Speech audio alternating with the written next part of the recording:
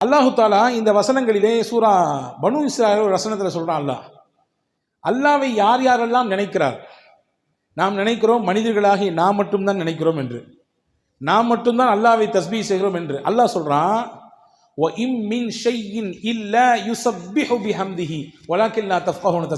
உலகத்தில் இருக்கக்கூடிய எல்லா உயிரினங்களும் எல்லாமுமே அல்லாவை துதிக்கிறது, அல்லாவை தஸ்பீஹ் செய்கிறது. உங்களுக்கு அதை புரிஞ்சிக்க முடியாது, அவ்வளவுதான். மரம், கல், மட்டை, இன்னபிற உயிரினங்கள், பறக்கக்கூடிய பறவைகள் எல்லாமும் அல்லாவை துதிக்கிறது. காரணம், இறைவனை நினைப்பதாலும் துதிப்பதாலும் மட்டும்தான் நம் கவலைகளுக்கு தீர்வை கொண்டு தர முடியும். இறைவனை நினைப்பதாலும் அந்த நினைத்த நினைப்பை நாவினால் அதை வெளிப்படுத்துவதால் மட்டும்தான் நம் கவலைகளுக்கு மருந்தை போட முடியும். எனவே உலகத்தில் மனுஷன் மட்டும் இல்லை, எல்லா உயிரினங்களும் துதிக்கிறது என்று அல்லாஹ் சொல்கிறான். உங்களால் புரிஞ்சிக்க முடியாது சில விஷயத்தை. பறவை கத்துதுன்னு நீங்கள் நினைப்பீங்க, ஆனால் அது தஸ்பீஹ் செய்து. மீன் அப்படியே தண்ணிக்குள்ளே நீந்தி போகிறது, ஒரு சின்ன சின்ன சத்தங்கள் வருகிறது, அது நீந்தும் பொழுது வருது சத்தம் என்று நீங்கள் நினைப்பீங்க, ஆனால் அது தஸ்பீஹ் செய்யலாம். இப்படி உலகத்தின் ஒட்டுமொத்த உயிரினங்களும் அல்லாஹ்வை துதிப்பதினாலே சாந்தி அடைகிறது என்று அல்லாஹ் அல் குர்ஆனிலே சொல்கிறான். அன்பர்களே, நாமும் அல்லாஹ்வை ஒவ்வொரு நாளும் நினைக்க வேண்டும். ரமதான் மட்டும் நினைக்கக்கூடியவர்கள் அல்ல நாம், ரஹ்மானை நாள் முழுக்க நினைக்க வேண்டும். ரெண்டே விஷயத்தை தான் இன்னைக்கு சொல்ல போகிறேன். ரெண்டு செய்தி தான். காலையில் நினைக்க வேண்டிய சில வார்த்தைகள், இரவு படுக்கும் பொழுது நினைக்க வேண்டிய ஒரு வார்த்தை. இதை மட்டும் உள்வாங்கி கொண்டு இங்கிருந்து இன்றைக்கு நகருவோம். இது ஒரு ரொம்ப உங்களுக்கு ஒரு பாசிட்டிவ் எனர்ஜியை கொடுக்கும் என்று நான் நம்புகிறேன். முதல் விஷயம் என்ன, இன்னைக்கு தியான கூடங்கள் நிறைய நடக்குது பார்த்தீங்களா. வாங்க, நாங்கள் ஒரு சில சொல்லித்தரோம், இவ்வளோ ஃபீஸு கட்டுங்க, ஒரு நாள் ஃபுல்லாக உட்காருங்க என்றெல்லாம் கூட்டிகிட்டு போய் தியான கூடங்கள் நடத்தி அவர்களுடைய அந்த சில கவலைகளுக்கு, கஷ்டங்களுக்கு, நெருக்கடிகளுக்கெல்லாம் தீர்வை சொல்வதை போன்று ஒரு கட்டமைப்பு இருக்குது. ஆனால் அப்படி தியான கூட நமக்கு தேவையில்லை. ஒரு தனியாக ஒரு இடத்துல உட்கார்ந்து நாம் அல்லாஹ்வை கொஞ்ச நேரம் நமக்கு தெரிந்த திக்ருகளை சொன்னால் போதுமானது. மனதிற்கு தானாக நிம்மதியையும் அமைதியையும் அல்லாஹ் தந்து விடுவான். தஃப்சீர் குர்துபி என்று ஒரு நூல் இருக்குது, திருக்குர்ஆனுடைய விரிவுரைகளிலே பல விரிவுரைகள், அதிலே இது ஒன்று. அந்த விரிவுரையிலே ஒரு செய்தி இருக்கிறது. இன்னைக்கு ஓதப்பட்ட சூரா அல் கஹ்ஃபினுடைய ஒரு வசனத்திற்கு கீழே அந்த செய்தி வருகிறது. ஃபலவுலா இத்தஹல்த ஜன்னதக குல்த மாஷா அல்லாஹ் என்று துவங்கக்கூடிய அந்த வசனத்துக்கு கீழே இந்த செய்தி இடம்பெறுது. என்ன செய்தி அப்படின்னா, யார் ஒருத்தர் டெய்லி காலையில் 4 தஸ்பீஹ் செய்கிறாரோ அல்லாஹ் 4 விதமான பாதுகாப்பு அந்த மனுஷனுக்கு தருவான். நீங்கள் பார்க்குறத பார்த்தா தெரியுது, டெய்லி காலையில் செய்கிறது சரிதான், ஆனால் எந்திரிச்சாதான் செய்கிறது, எந்திக்கிறதே பெரிய பாடாக இருக்க என்று நமக்கு நினைப்பு இருக்குது. ஆனால் இந்தந்த பிரச்சனைகளிலிருந்து நாம் வெளியே வர வேண்டும் என்றால் நிச்சயம் எந்திரிக்க வேண்டும், சொல்லியாக வேண்டும். 4 தஸ்பீஹ் என்னவெல்லாம் அது? முதல் விஷயம் என்ன, மனிதனுக்கு மிகப்பெரிய ஆபத்தை தரக்கூடிய வஸ்துக்களிலே ஒன்று கண்பாடு. கண் இருக்குல்ல, ஒருத்தர் பார்க்கக்கூடிய பார்வையினால் பிரச்சனை வரும். நீங்கள் சொல்லலாம் கண்ணெலாம் சும்மாங்க, அதெல்லாம் யார் நம்புவா அப்படின்னு சொல்லலாம். ஹதீஸிலே வந்திருக்கிறது, சஹல் இப்னு ஹனீஃப் என்று சொல்லக்கூடிய ஒரு நபித்தோழர், ரொம்ப பார்க்கறதுக்கு நல்ல வசீகர தோற்றம், பார்க்க ரொம்ப அழகாக இருப்பார். அந்த தோற்ற பொலிவு அப்படியே கண்ணை கவரக்கூடிய விதத்திலே இருக்கும். அவர் ஒரு நாள் திறந்த வெளி குளியல் அறையில் நின்று குளித்து கொண்டிருந்தார். திறந்த வெளி குளியல் அறை, அந்த வழியாக ஒருத்தர் வந்தார். அவருக்கு பேர் ஆமிர் இப்னு ரபியா. அவரை பார்த்த உடனே, இந்த மாதிரி ஒரு பேரழகரை நான் உலகத்தில் பார்த்ததே இல்லையே, இம்புட்டு அழகாக இருக்கிறாரு என்று அப்படி ஏங்கி சொன்னார். சொன்னி முடிச்சது தான் தாமதம். குளித்து கொண்டிருந்த அந்த சஹல் இப்னு ஹனீஃப் என்று அப்படி பொத்துன்னு மயக்கம் போட்டு கீழே விழுந்துட்டார். கீழே விழுந்தா மூச்சு பேச்சு இல்லை, எந்திரிக்க மாட்டேங்கிறாரு. இப்போ சுற்றி இருந்தவங்களாம் என்னென்னமோ செஞ்சு பார்க்குறாங்க, ஒன்றும் கதை நடக்கலை. நேராக தூக்கிட்டு ரசூல்லாட்ட போயிட்டாங்க. யார் ரசூலுல்லாஹ், குளிச்சுட்டு இருக்க தமான கீழே விழுந்துட்டாரு, ஒன்றும் மூச்சு பேச்சு இல்லாமல் கிடக்கிறாரு, என்ன ஆச்சு ஏதாச்சுன்னு தெரியல. ரசூலுல்லாஹ் விசாரிச்சாங்க, என்ன நடந்துச்சுன்னு கேட்டாங்க. இங்கே மாதிரி அந்த சைடில் ஒருத்தர் வந்தார், அவர் பேர் ஆமிர் இப்னு ரபியா. அவர் இப்படி சொன்னார், இவருடைய அந்த அழகை பாட்டு, தோற்றத்தை பாட்டு, இப்படி அழகாக இருக்கிறாரு அப்படின்னு சொன்னார். அப்படின்னு சொன்ன உடனே ஸல்லல்லாஹு அலைஹி வஸல்லம் அங்கே நமக்கு எல்லாத்துக்கும் சேர்த்து ஒரு பாடம் சொல்லி தந்தாங்க. என்ன தெரியுமா சொன்னாங்க, மன் ரஆ ஷையன் ஃபஅஜபஹு ஃபகால மாஷா அல்லாஹ் லா குவத இல்லா பில்லாஹ். உங்களுக்கு ஏதாவது பிரமிப்பை தரக்கூடிய விஷயத்தை நீங்கள் பார்த்தீங்கன்னா என்ன சொல்லுங்க, மாஷா அல்லாஹ் லா குவத இல்லா பில்லாஹ், இப்படி சொல்லுங்க. இப்படி சொன்னீங்கன்னா உங்களுக்கு பிரமிப்பை தரக்கூடிய விஷயம் உங்களுக்கு நடந்தால் நீங்கள் சொல்லுங்க, அல்லது நமக்கு தெரியும்ல, நம்மள்ட்ட இது அழகாக இருக்குது, இன்றைக்கி போட்டிருக்கக்கூடிய ட்ரெஸ் நல்லா இருக்குது, நம்ம வாங்கியிருக்கக்கூடிய கார் நல்லா இருக்குது, நம்ம வச்சிருக்கக்கூடிய பைக்கு நல்லா இருக்குது, நம்ம கட்டியிருக்கக்கூடிய வீடு நல்லா இருக்குது அப்படின்னு நமக்கு தெரியும். நீங்கள் எல்லாம் முடிச்சு இந்த விஷயத்தை செஞ்சுருங்க. மாஷா அல்லா லா குவத்த இல்லா பில்லா இப்படி சொல்லிட்டீங்கன்னா என்ன நடக்கும்? கண் பாடிலிருந்து என்ன பிரச்சனை ஏற்படுமோ அதெல்லாம் ஏற்படாது. கண்ணினால் என்ன பிரச்சனை ஏற்படுமோ அது ஏற்படாது. இதை சொல்லிவிடுங்கள் என்று பெருமானா ஸல்லல்லாஹு அலைஹி வஸல்லம் சொல்லிட்டு அடுத்து நடந்தது தான் செய்தி. இந்த ஆமீர் இப்னு ரபியாவை பக்கத்தில் கூப்பிட்டு அவரை ஒது செய்ய சொன்னாங்க. தண்ணீரை வச்சு ஒது செய்ய சொன்னாங்க. அவருடைய முகம், கை, கால் எல்லாத்தையும் கழுகினார். ஒரு அறிவிப்பிலே வந்திருக்கு, அவருடைய உடலை முழுக்க கழுக சொன்னார்கள். கழுகி அந்த தண்ணீரை தூக்கி அந்த படுத்து கிடந்தார், மூச்சு பேச்சு இல்லாமல் அவர் மேலே அப்படி ஊற்றி விட்டாங்க. டபார்னு முடிச்சுட்டாரு. மற்ற தண்ணியெல்லாம் அடித்து பார்க்குறாங்க, முடிக்கல. இவருடைய உடம்பிலிருந்து பட்டு வந்த நீரை தூக்கி ஊட்டினார்கள்.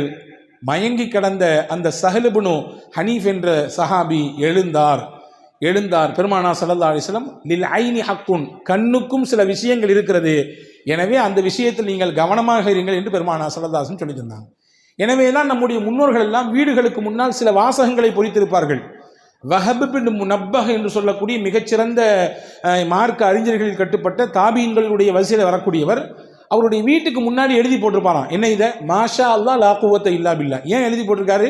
யாருடைய கண்ணும் வீட்டிலே இருக்கக்கூடிய நபர்களுக்கோ அல்லது வீட்டிலே இருக்கக்கூடிய பொருளை வந்து பார்த்ததற்கு பிறகோ ஏற்பட்டு விடக்கூடாது என்கின்ற அச்சத்திலே அப்படி எழுதி போட்டிருப்பார் என்பதாக வரலாற்று குறிப்புகள் இருக்கிறது. எனவே காலையில் எழுந்தவுடன் முதலில் நாம் மாஷா அல்லாஹ் லா குவத்த இல்லா பில்லா சொல்லிவிட வேண்டும். ஏன்னா உலகத்தில் நல்ல பார்வையோடு பார்க்குறத விட கொஞ்சம் அப்படி இப்படி பார்க்குறவங்க தான் நிறைய.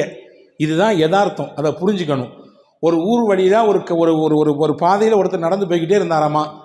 போய்கிட்டே இருந்த உடனே ஒரு குளத்து ஓரத்தில் ஒருத்தர் நீச்சல் தெரியாமல் அப்படியே அங்கிட்டு இங்கிட்டும் தத்தளிச்சுக்கிட்டு இருக்கிறாரு. இந்த நடந்து வந்தவருக்கு நீச்சல் தெரியும். டபார்னு குதிச்சாரு. குதிச்சு அந்த தத்தளித்து கொண்டு போகிற தூக்கி கொண்டு வெளியே கொண்டு விட்டார். இன்னொருத்தர் அந்த வழியாக வந்தார். ஏன் இப்படி என்னாச்சு, திடீர்னு தூக்கிட்டியே அப்படின்னு கேட்ட உடனே அவர் சொன்னார், அந்த போர்டை பார்த்தியா? என்ன போர்டில் எழுதியிருக்கு?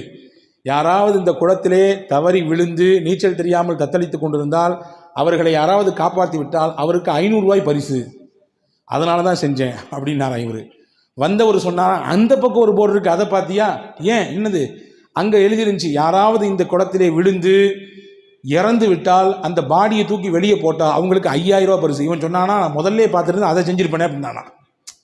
நான் முதல்ல அந்த போர்டை பார்த்துருந்தேன் அந்த வேலையை செஞ்சுருப்பேன், இதை முதல்ல பார்த்து தொலைஞ்சிட்டேன். இதுதான் யதார்த்தம். நிறைய நபர்களுடைய நினைப்பு இப்படி தான் இருக்கிறது. எனவே நாம் கண்ணிலிருந்து பாதுகாப்பு பெறுவதற்கு முதல் விஷயமாக இதை நாம் சொல்லிக்கொள்ள வேண்டும். 1. 2வது, ஷைத்தானுடைய தீங்கிலிருந்து பாதுகாப்பு பெறுவதற்கு பெருமானா ஸல்லல்லாஹு அலைஹி வஸல்லம் ஒன்று கற்றுக் கொடுத்தாங்க. அதுதான் ஹஸ்புன் அல்லாஹு வ நிஅமல் வக்கீல். எல்லாத்துக்கும் தெரிஞ்ச ஒரு திக்ரு தான் இது. புதுசாக ஒன்று நான் சொல்லி தரல. ஹஸ்புன் அல்லாஹு வ நிஅமல் வக்கீல் என்பது ஹஜ்ரத் சையதுனா இப்ராஹிம் அலைஹிஸ்ஸலாம் சொன்ன வார்த்தை. இப்ராஹிம் அலைஹிஸ்ஸலாம் சொன்ன வார்த்தை அது. ஹஸ்பி அல்லாஹு வ நிஅமல் வக்கீல் அவங்க சொன்னாங்க. இப்போ நம்ம சொல்லும் பொழுது ஹஸ்புன் அல்லாஹு வ நிஅமல் வக்கீல் என்று சொல்வதனாலே இந்த பெரிய அர்த்த வேறுபாடு வராது. இதை சொல்ல வேண்டும். இப்படி சொன்னால் அல்லாஹ் ஷைத்தானுடைய தீங்கிலிருந்து அந்த நாள் முழுக்க அவரை பாதுகாப்பான். ஷைத்தானின் தீங்கு என்பது ரொம்ப ஆபத்தானது. ஹாரூன் ரஷீத் பாஷா இருந்தாங்க ஒருத்தவங்க, ரொம்ப முக்கியமான மன்னர்களில் ஒருவர், ஜனாதிபதி. அவர் உமையாக்களினுடைய ஆட்சியில் முக்கியமான ஒரு ஜனாதிபதி, பெரிய பெரிய பரப்பளவை ஆட்சி செய்த மன்னர் ஹாரூன் ரஷீத் பாஷா. ஒரு நாள் அவர் தூங்கிட்டு இருந்தார். காலையில் ஃபஜருடைய நேரம், அரண்மனையில் தூங்கிட்டு இருக்காரு. வெளியிலேருந்து அவர் பேரை சொல்லி யாரோ சத்தம் கொடுக்காங்க, ஹாரூன் ஹாரூன் ஹாரூன், எந்திரிங்க எந்திரிங்க, நேரம் ஆச்சு, ஃபஜர் தொழுவுங்கன்னு. இப்போ இந்த மன்னருக்கு ஆச்சரியம், நம்ம பேரை சொல்லி இவ்வளவு துணிச்சலாம் யாருப்பா கூப்பிட்றா அப்படின்னு சொல்லி வெளியே வந்து பார்த்தாங்க. ஒருத்தர் நின்னாரு. நீ யார்? நீயே இந்த நாட்டினுடைய மன்னர், நான் இவ்வளோ பெரிய பரப்பளவை ஆட்சி செய்யக்கூடியவன், என்னையை பார்த்து பேர் சொல்லி கூப்பிடுறிய, யார் நீன்னு கேட்டாங்க.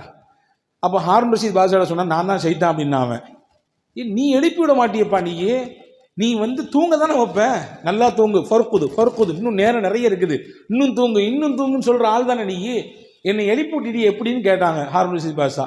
அவன் சொன்னானம்மா, 2 நாளைக்கு முன்னாடி ஃபஜர் தொழாமல் நீங்கள் தூங்கிட்டீங்க, எந்திரிச்சு உட்காந்து ஃபஜர் தொழுகலையேன்னு சொல்லி வருத்தப்பட்டு அழுது அன்னைக்கு ஃபுல்லாக அல்லாட்ட மன்னிப்பு கேட்டீங்க.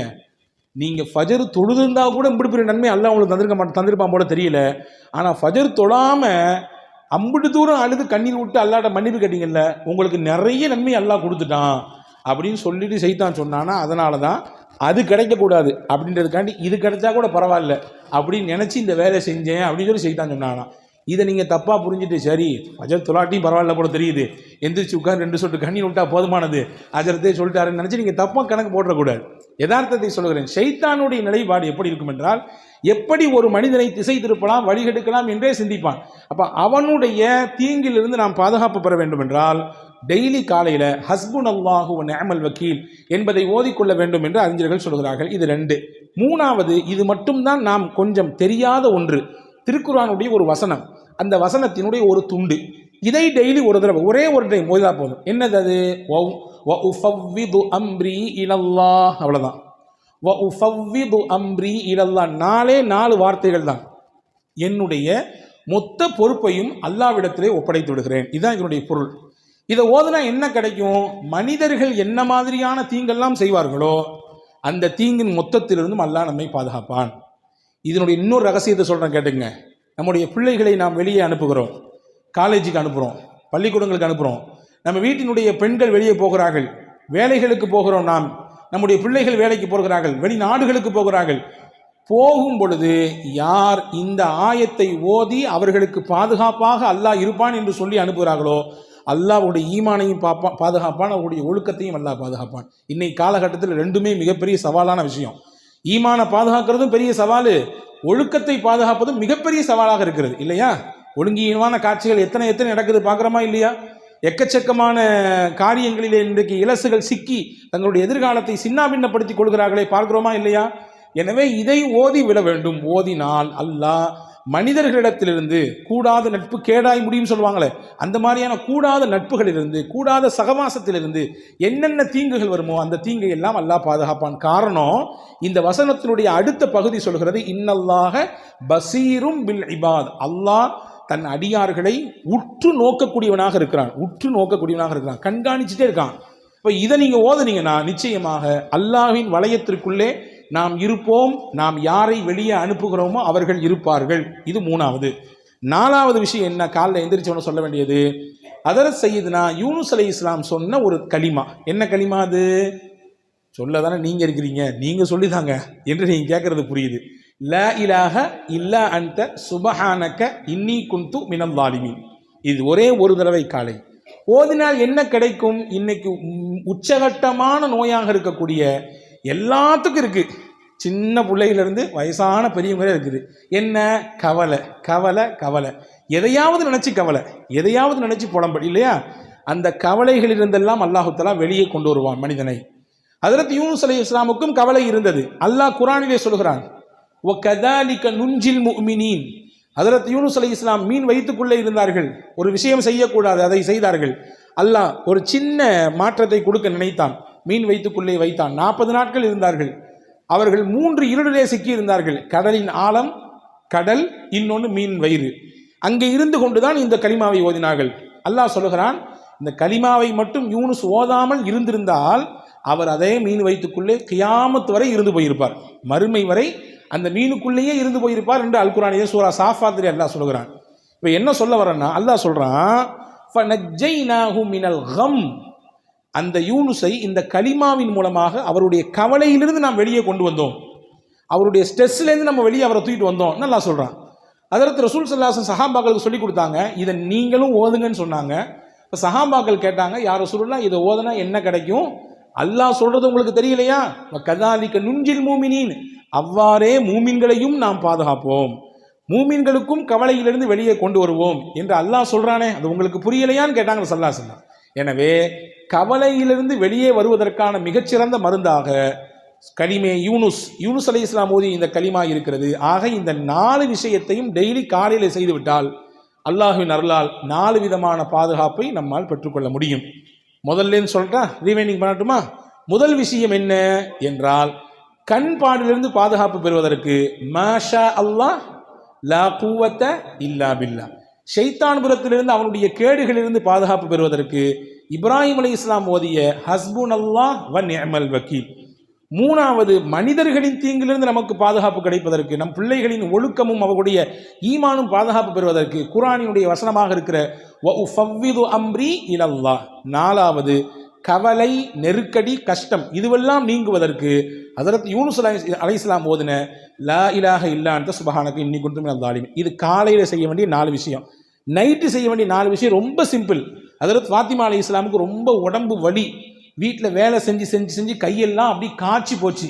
ஹஜ்ரத் ஃபாத்திமா ரலியல்லாஹுடைய கணவனார் ஹஜ்ரத் அலி ரலியல்லாஹு சொன்னாங்க, உங்கள் அத்தாவை போய் பாருங்களேன், யாராவது ஹாதிமீன்கள் ஊழியர்கள் உங்களுக்கு பணியாளர்கள் இருந்தால் உங்களுக்கு ஹெல்ப் பண்ணுறதுக்கு தருவாங்கல்ல அப்படின்னு சொன்ன உடனே ஃபாத்திமா அம்மா நேராக வீட்டுக்கு போனாங்க, ரசூல்லா வீட்டுக்கு. தான் வாப்பாட்ட பேசலான்னு போனாங்க, அத்தா அங்கே இல்லை, அம்மா தான் இருந்தாங்க, ஆயிஷா அம்மா இருந்தாங்க. என்னம்மா புள்ள வந்திருக்கேன்னு கேட்டாங்க ஆயிஷா அம்மா. ஹஜ்ரத் ஃபாத்திமா அம்மா சொன்னாங்க, இதுதான் கதை, கையெல்லாம் காய்ச்சி போச்சு, வீட்டில் ஆள் இல்லை ஹெல்ப்புக்கு, ரொம்ப கஷ்டமாக இருக்குன்னு சொன்ன உடனே ரசூலுல்லாஹ்ட்ட சொல்லி ஏதாவது பணியாளர் கிடைத்தால் நன்றாக இருக்குமே என்று கேட்டுவிட்டு போக வந்தேன். வாப்பா இல்லைம்மா, வந்த உடனே நான் கதையை சொல்கிறேன். ஹஜ்ரத் ஃபாத்திமா போன பின்னாடி ரசூலுல்லாஹ் கொஞ்ச நேரம் பின்னாடி வந்தாங்க. ஹஜ்ரத் ஆயிஷா அம்மா கதையை சொன்னாங்க. ரசூலுல்லாஹ் வீட்டில் கூட உட்காரல, மகளாச்சே, ரொம்ப பிரியமான பிள்ளையாச்சே, கிளம்பி நேராக போயிட்டாங்க. ஹஜ்ரத் ஆயிஷா அம்மா ஹஜ்ரத் ஃபாத்திமா அம்மா வீட்டுக்கு போயிட்டாங்க.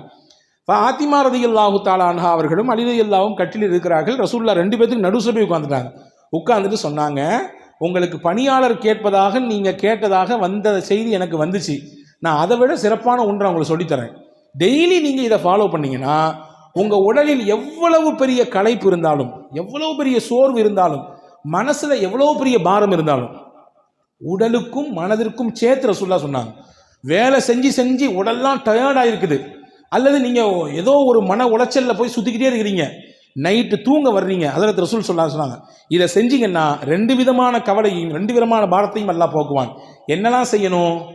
சுபஹானல்லாஹ் 33 தடவை சொல்லுங்க, அல்ஹம்துலில்லாஹ் 33 தடவை சொல்லுங்க, அல்லாஹு அக்பர் 34 தடவை சொல்லுங்க.